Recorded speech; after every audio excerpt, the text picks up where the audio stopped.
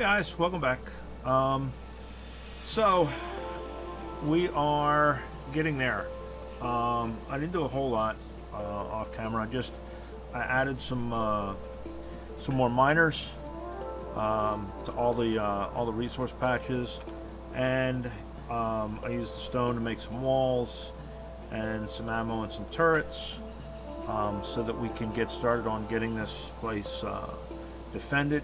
We're keeping an eye on our pollution cloud. Looks like this map's going to be pretty nice. I mean, we got 9 million iron here, 7 million iron here, 4 million, almost 5 million uranium. You know, decent numbers on our coal or on our stone. Got a 21 million patch of iron right next door.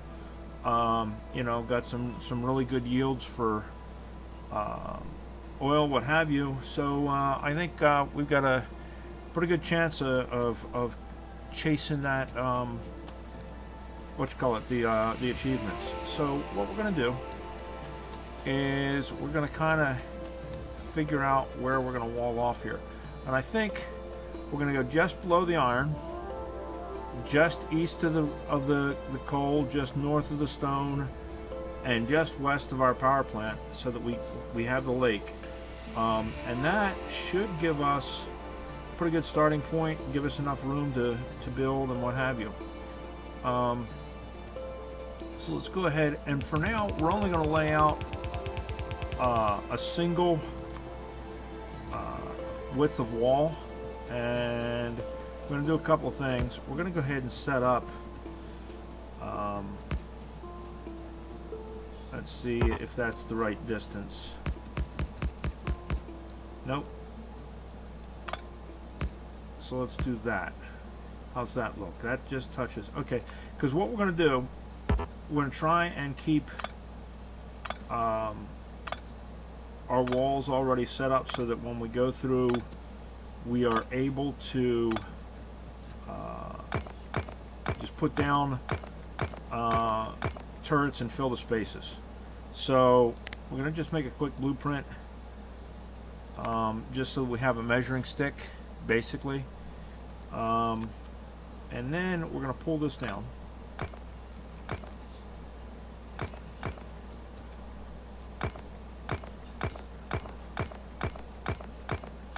We don't have steel pickaxe yet, so it's a little slower than, you know, whatever. So we're just starting out. Okay, so we got that. And we want to go here, and we want to go over to where we think the corner of the plant is, looking at our map. So I'm going to guess right about there. We're going to take this tree down, and we're going to plop it right about there. So now we're going to go up, and we're going to take a look at where that plant actually is, so that we can kind of come down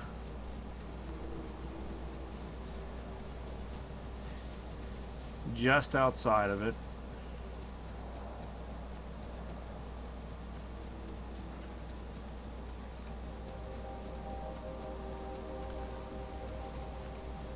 We're stuck in the woods. Ah! All right.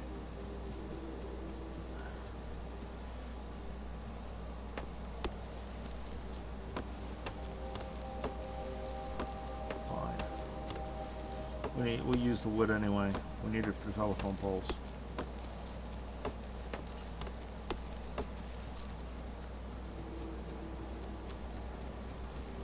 Right?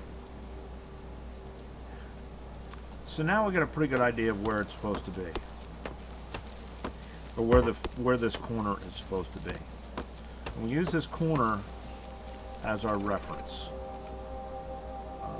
for our starting point. Alright, so right about there is where we're going to go. It's okay if we're a little bit lower than what we had intended to be. I just, you know, wanted it approximate anyway. So now we have pretty good idea of where our wall is going to run. We're not going to put anything down yet because I want to just go ahead and get it run, and then we can go back and we can just bang, bang, bang, put everything down. But we might as well, before we put anything down, measure it all out, so that we know where we want to be.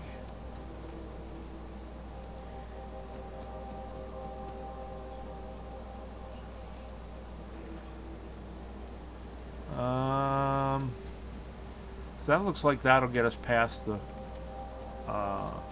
coal up there. So we'll walk this up.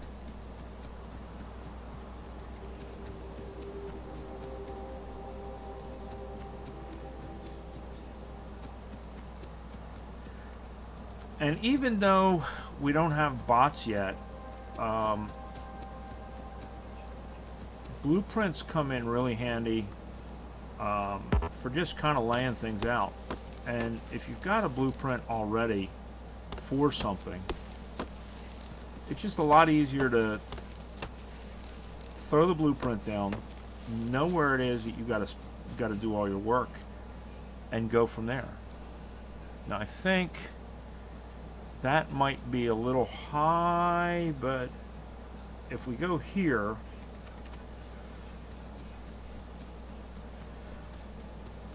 see, I don't want to go so far that we're outside of I don't want to go too low that we don't catch our stuff, but at the same time,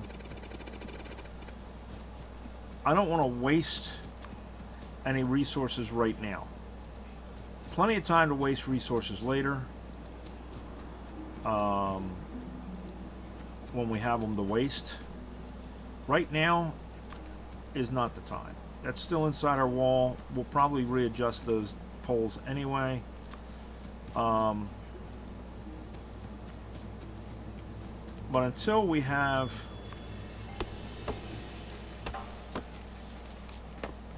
an adequate number of resources to go ahead and do what we got to do, we want to be a little conservative on how we spend stuff. Might as well start our path through here.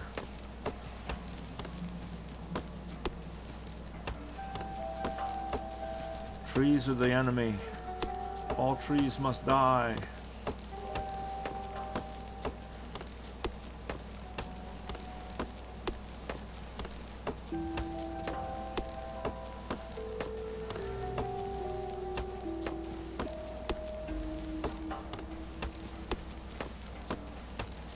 Funny little, well, not funny to the person that it's involving.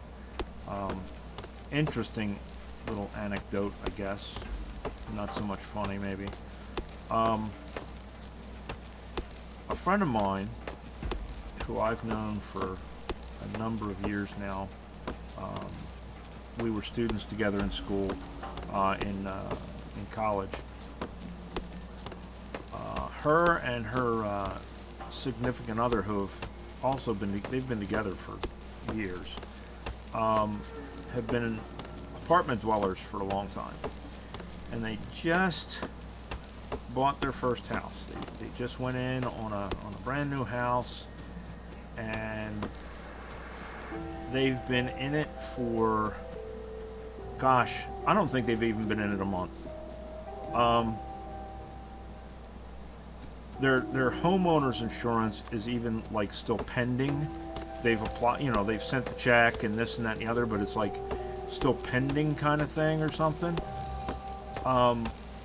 They just bought this house, what have you, they're real happy. Oh, it's our first house. Well, storm come through this last week, and apparently there on the property there was a tree that was questionable. The homeowner knew the tree was questionable and didn't disclose it, which is at least an arguing point for them that they've got in their favor right now.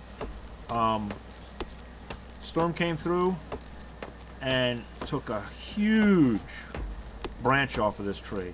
Turns out the tree is rotten inside and it's dying, what have you.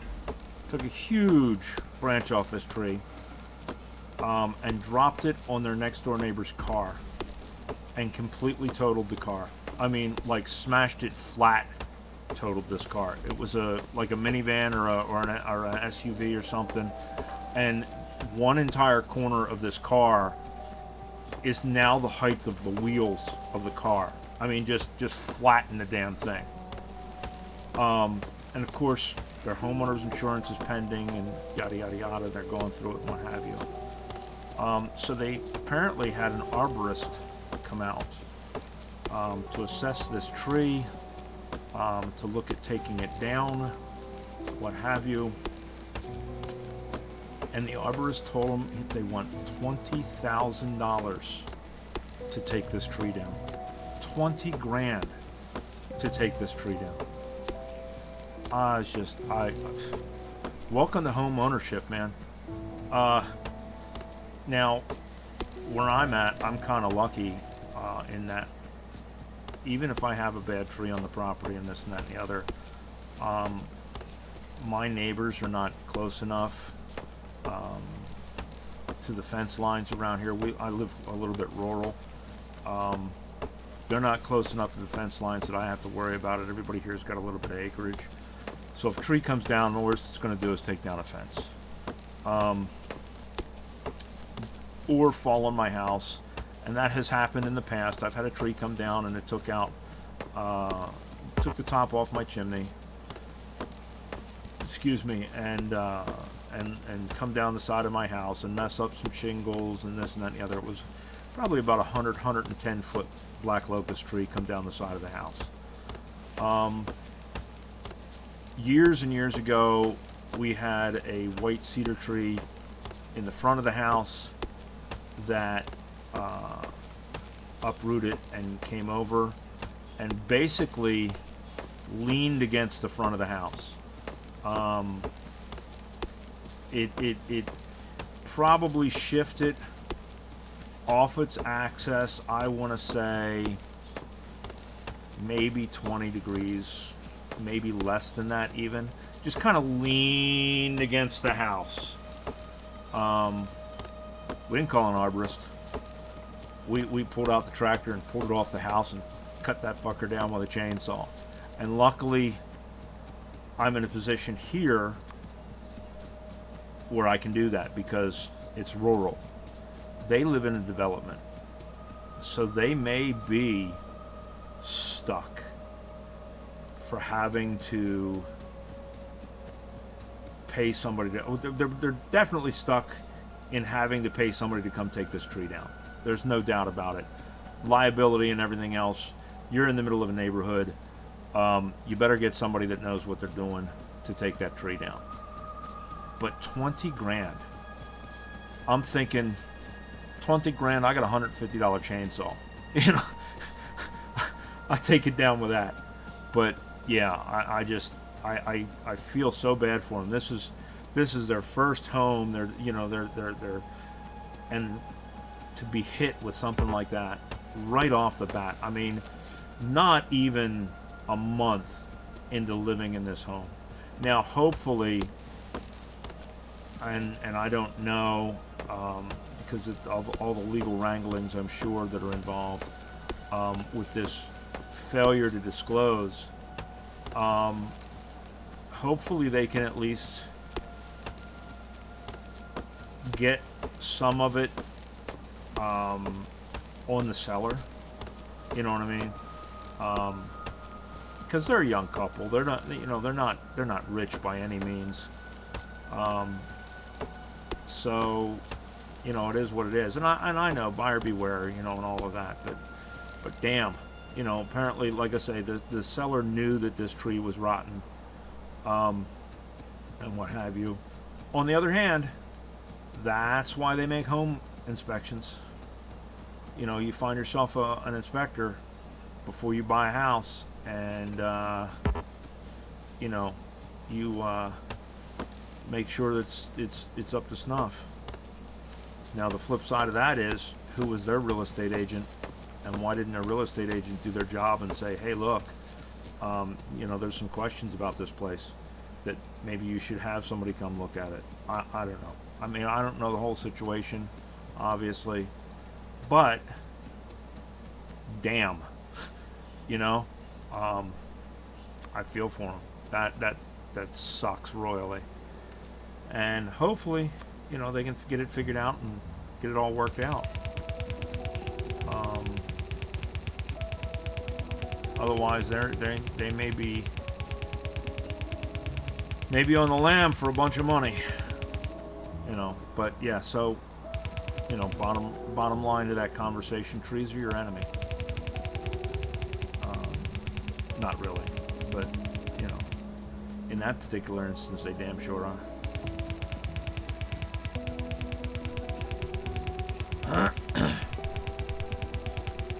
So we're going to go through and we're going to put up this wall, and we're starting on this side because this is the side that's closest to those biters down there, and this is the sides that, if you look at the map, the pollution's kind of coming down this way. So we're going to, you know, kind of start on that side first, and if we don't have enough to finish the whole thing, that's fine. But at least get, oops, not yet.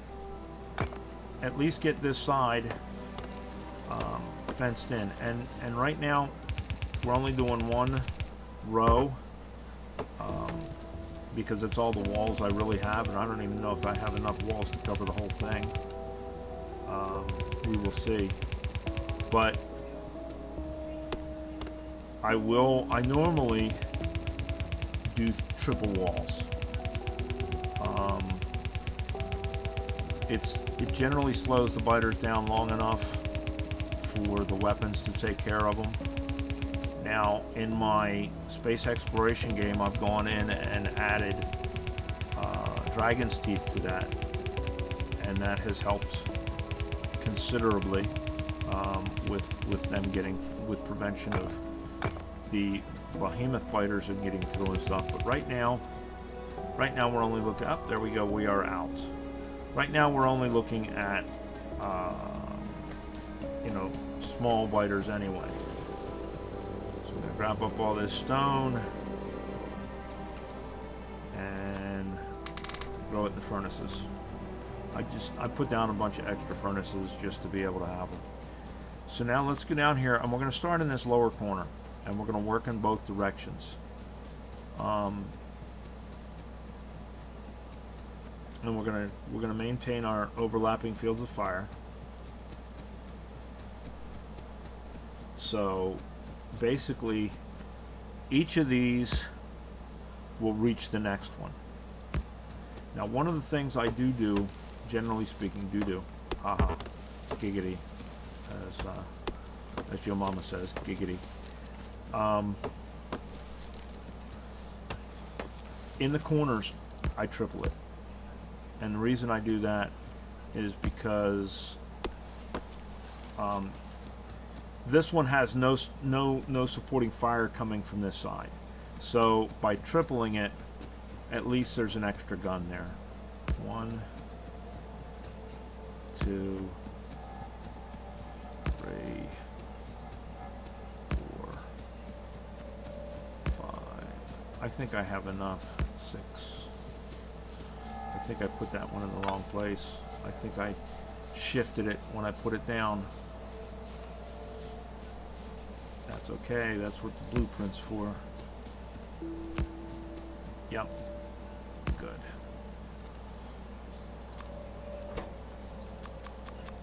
And I'm only going to put 5 in each for now. More than anything, this is an early warning line. We really don't have enough ammo or anything else to reliably stop a wandering herd of biters and spitters. But at least it'll let us know they're coming.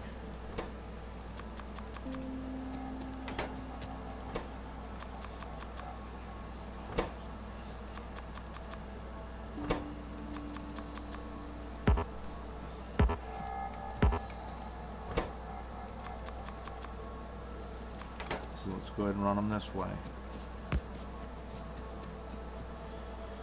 And once we have this stuff down, again, then I feel a lot more comfortable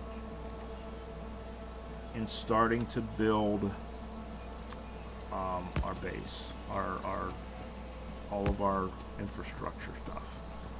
Up until I had this, trying to keep the pollution down to a minimum, trying to keep production down to a minimum so that our pollution stays low. So now we should be okay. Now, when I go to do There Is No Spoon, which is the 8-hour speed run from nothing to a rocket, I have to do some looking and see. I think if I turn the biters to friendly, it negates the achievement as far as vanilla. So I don't think I'm wanting to do that, but I certainly don't want to have to deal with the biters as much, because that takes time away from other things. So I have to look into what I can do and can't do in order to make at least that part of it easier on myself, to get through. All right, we had enough to go all the way around, which is nice. And you know what we didn't do?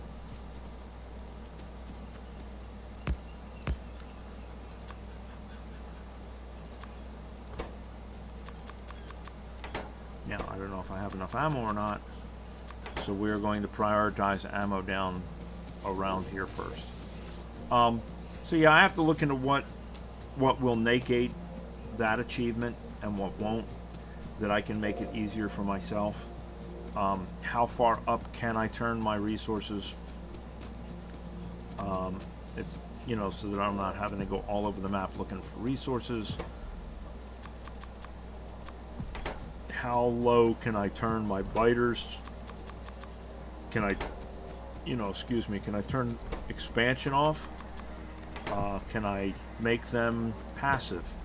I don't know. I used to know, but I don't know anymore. So I need to look into that.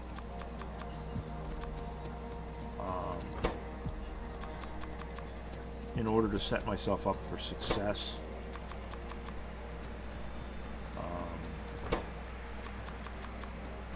Rather than, hobble myself. We want to do everything we can to make that a succeed, so that we can knock that one off of our list.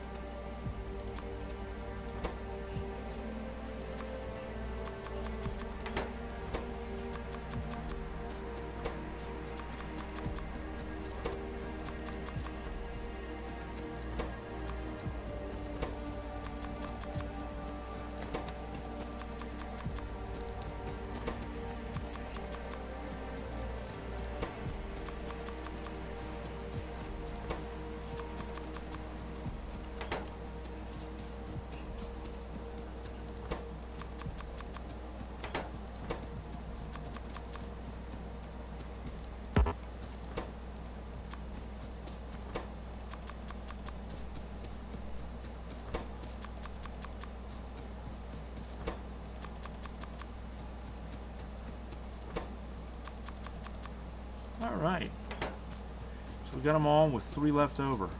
Nice. I also moved my lab. Not that we've been using it, because I've been trying to build up the ammo and trying to build up the turrets. I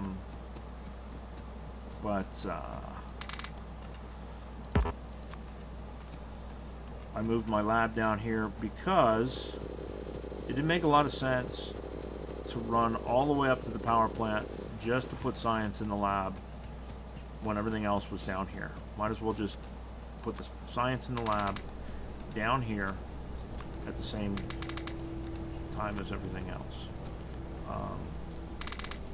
So there we go. I don't know how many walls I need. This go around should be enough, I'm hoping.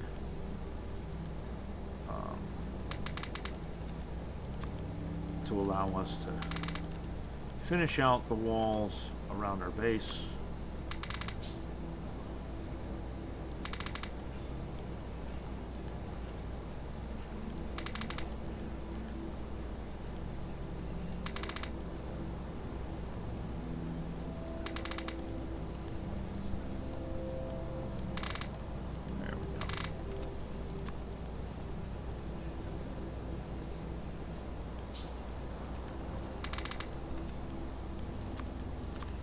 Let's go take a look-see.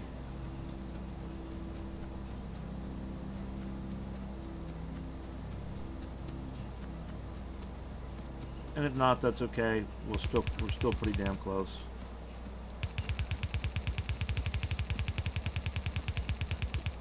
Yep. All right.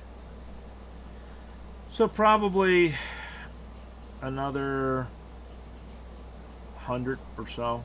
We're not going to worry about it right now. We'll let them cook.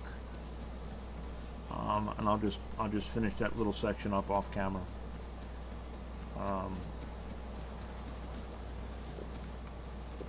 Grab this stone and throw it in. All right. So next thing we want to do, we want to get back on the research wagon. That'll keep us in research for the foreseeable future. So now let's look at, where is it?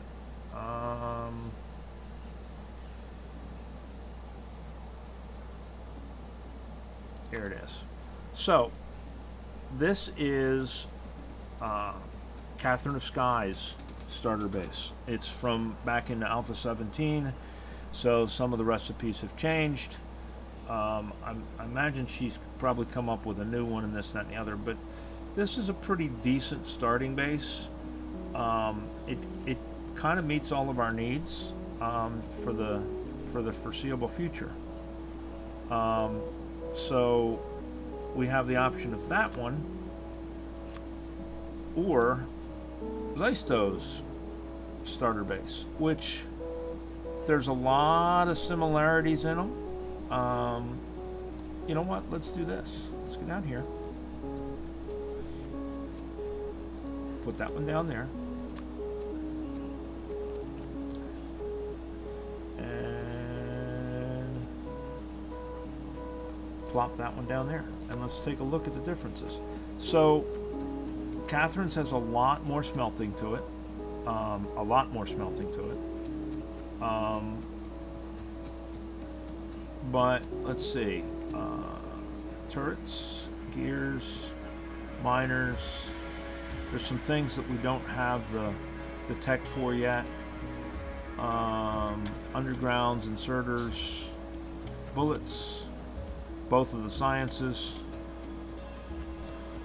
and Zisteau's is pretty comparable. He doesn't have walls or turrets. Oh, he's got turrets.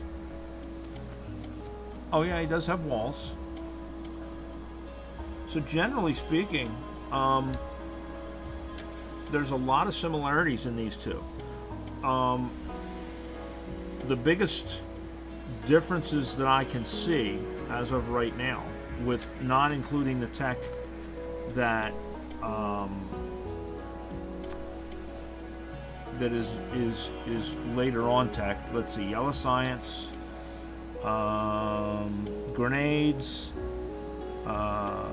level 2 assembly machines. So green science, grenades, and level 2 assembly machines is the only thing that one's we're not able to get.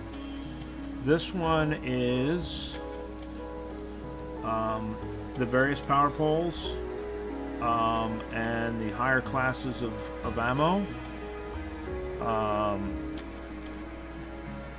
train tracks, grenades,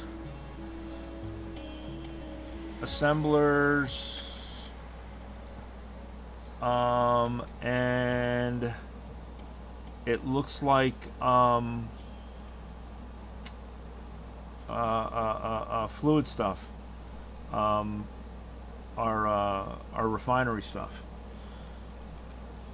So I'm thinking, because I'm not one for using the pass through method for my science.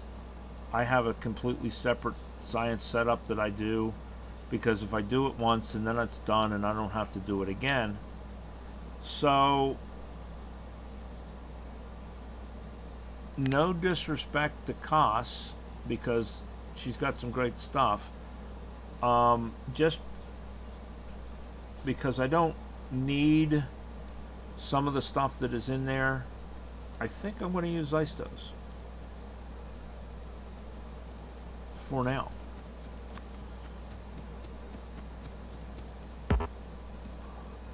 Because like I say, I have my own science setup that, it's not mine. It's I can't take credit for it. It's Joe Mama's science setup. I like it. I use it because it works.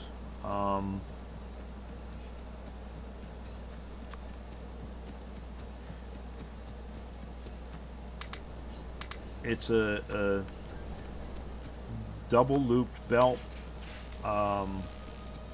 basically sushi style, and I think it works well. So I think we're going to use, is it, somebody got to correct me on the right way to say that. It's Zisteau, however it is pronounced, and I don't mean to be saying that to be disrespectful to the man. That's Koss's. What did I do with it? That's Koss's. What the hell? I know I didn't throw 1, 2, 3, 4. No, there's 11 there.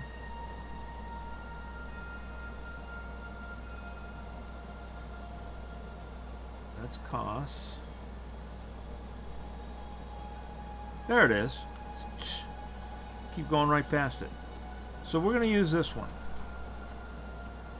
And I guess, since everything's kind of right in here, we're going to avoid going onto any of the patches. We're going to leave this alone. So let's plop that sucker down right there. And while we are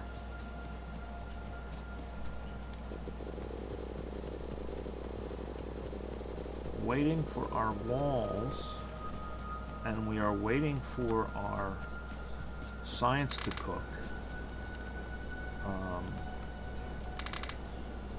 we'll start putting down what we can. Now, I would love to have nanobots. They're great for early game, for putting shit down, because you use them like you use ammo. But that eliminates us from being able to get the vanilla game achievements that we're chasing. So I'm just going to have to not make any mistakes on where I put this stuff.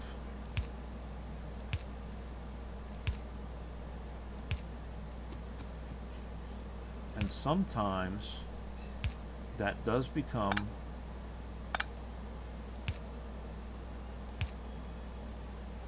a problem with blueprints, because sometimes it's hard to see exactly where something is situated. But we will try our best. Man, crossing power poles. Oh well.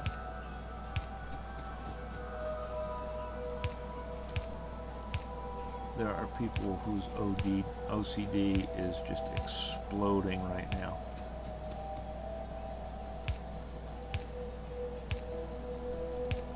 Because of the ugly wires.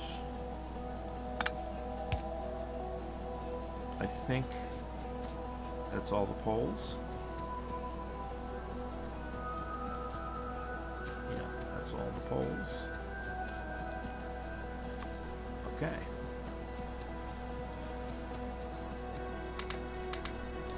Do we have any crates or anything that we can put down? We do not.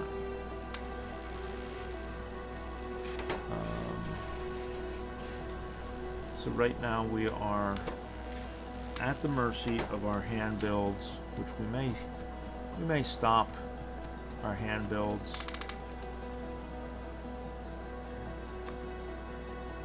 just to be able to get something going here. How is our pollution? See, we got nice overlapping. So everything is supporting the next one over. So even though we have a limited number of guns, we should be okay. That's going to give us 88. Let's throw in one more batch of stone.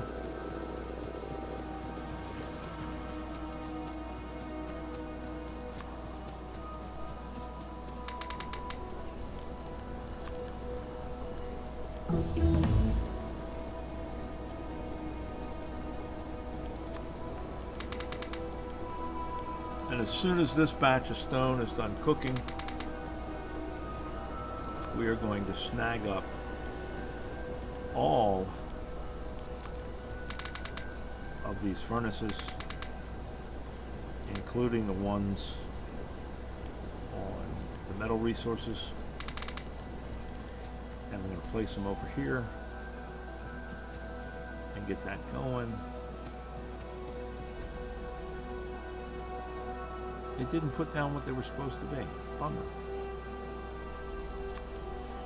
What's it say they're supposed to be down there? Huh. Doesn't show.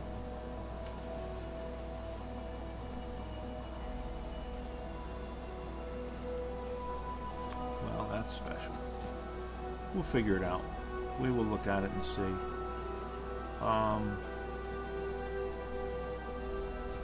I suspect, based on what's up here, that this is probably supposed to be coal and stone, and that these are supposed to be iron. So this one, that's another difference between Kath's and this one, is it looks like with hers, she's bringing in raw iron and raw copper and making the copper and the iron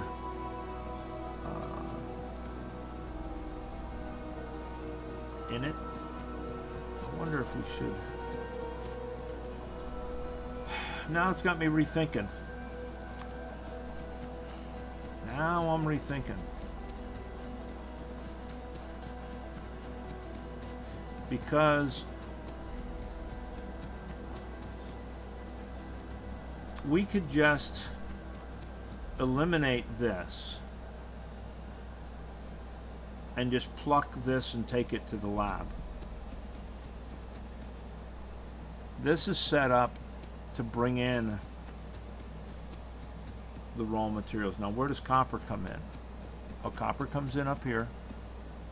So basically, this is all self-contained. Stone, copper, coal, iron. Bob's your uncle.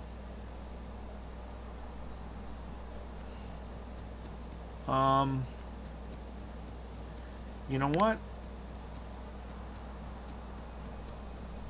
I wanted the more compact design, but again, I guess I'm kind of paying for that. Well, fine. I am willing and able to admit my mistakes and admit when I am wrong. And I think in this particular instance, with the exception of the lab inclusion, I am wrong.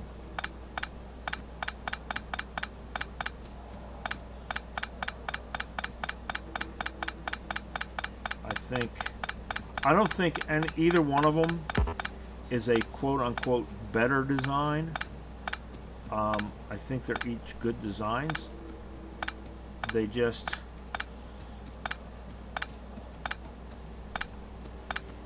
are coming from different points in the game. I think with Zisteau's, I think he has a separate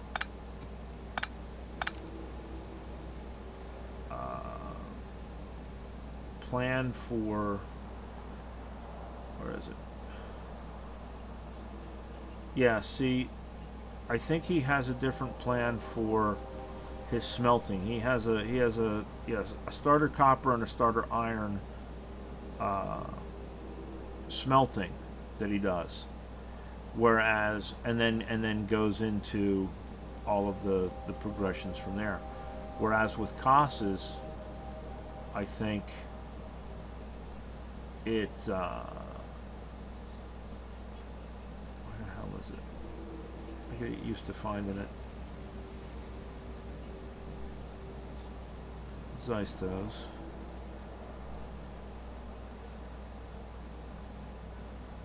It's the problem with having so many.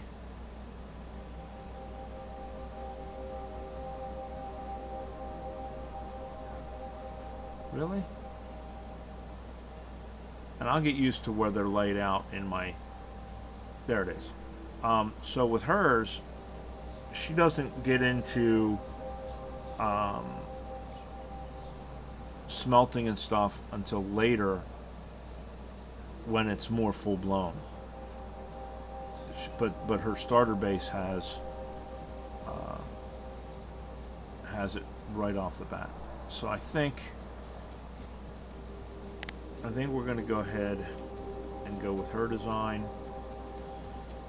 I think we're going to move it over a little bit.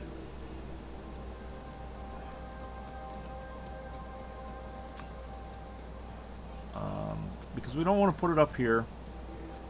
Because we don't want to have to get rid of the spaceship. And, well, will it fit? I guess it'll fit if we get rid of some of the trees. I want it close enough to the other stuff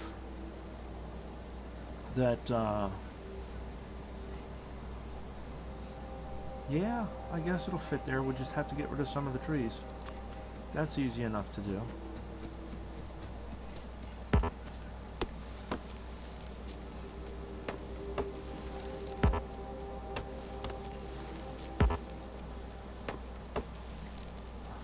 Remember my last video where I said I'm not the best in the way of leadership sometimes? To be honest, and everybody's got to be able to assess themselves. This is part of why I say that, is decisiveness is sometimes not my strong suit.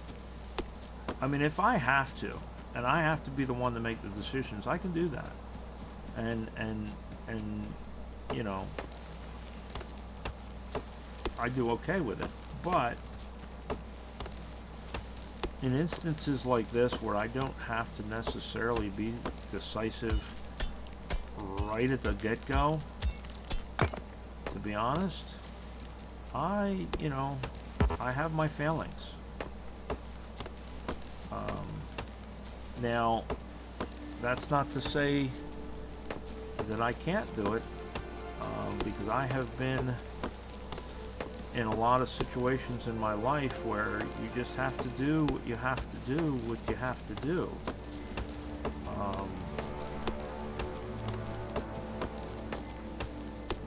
After my time in the Army and I retired, my mom got sick. She had cancer, and I came home and you dealt with it, and I became her patient advocate, her primary caregiver, what have you. And then when my grandfather got sick, it was the same thing. I was his medical advocate, and learned a lot through it and what have you. But when you have to do it, you have to do it, and I did it. But does that mean that it's not a fish out of water experience? No. Some people are far more, I don't want to say gifted, but far more comfortable, I guess you will, in that role, or far more able in that role, perhaps, than I am. I'll make do what I have to do, but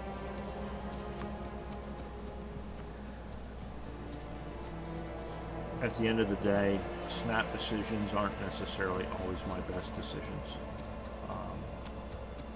Sometimes I will go back and rethink myself.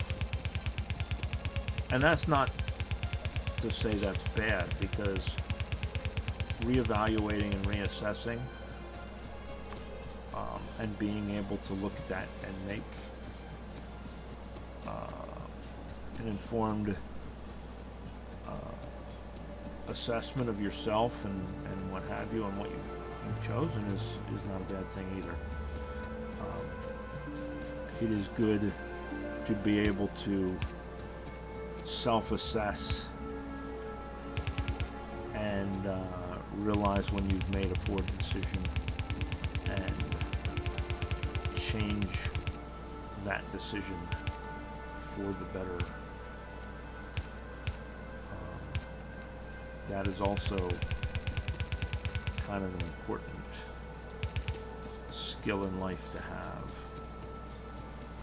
All right, so we got our walls all done, and we've got protections around all of our key elements. Let's put the stuff that we don't need to carry around down, and take a look. All right, so there we go, guys. I'm going to continue to march on getting the belts down and all of that mess. Let's look at our tech real quick. So we got that coming, we got the suit coming. Let's go ahead and start research on lights. We could use lights. We're going to need fast inserters and filter inserters, so let's grab that. We're going to need logistics. Since we're getting to that point, might as well grab it. And then that's going to kind of start coming into here.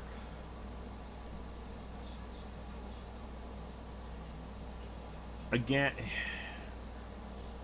yeah. We'll go ahead and snag that.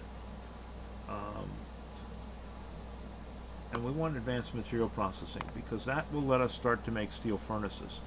And steel furnaces are doubly efficient over our normal furnaces. So now that we have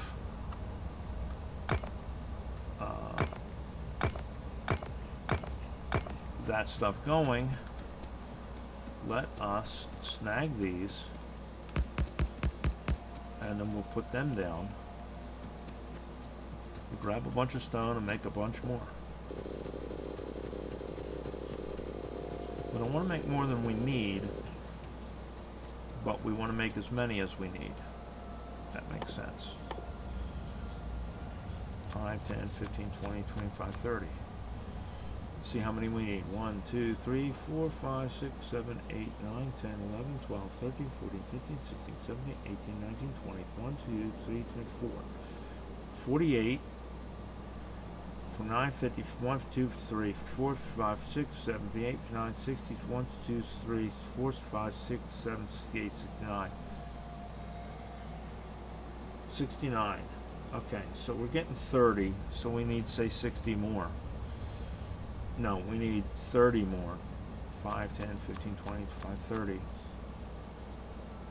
And then we need 5, 10. There we go. So that should do us. We'll let these cook, because until we can fill these belts in, we need to be able to have access to resources. So we'll let those just cook. We're going to, that'll give us enough belts, that'll give us enough that. We'll start making assembly machines.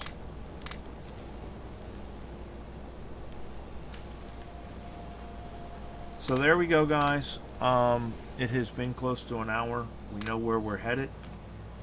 We're going to make a bunch of assembly machines. We're going to continue to fill in the blanks here, and get our base of operations up and running. Again, this initial stuff is necessary, but it is not what we're doing. We are chasing the achievement fairy. So we want to get this stuff up and running, so I don't want to bore you guys with it. There are plenty of tutorials out there on how to do all of this basic stuff. So I'm going to blow through it as much as I can, while at the same time, you know, keeping you guys posted. Alright, so there it is, guys. We have got our start. We've got our base filled in. We've got it protected. And we're going to go from there. Alright, talk to you later. Bye.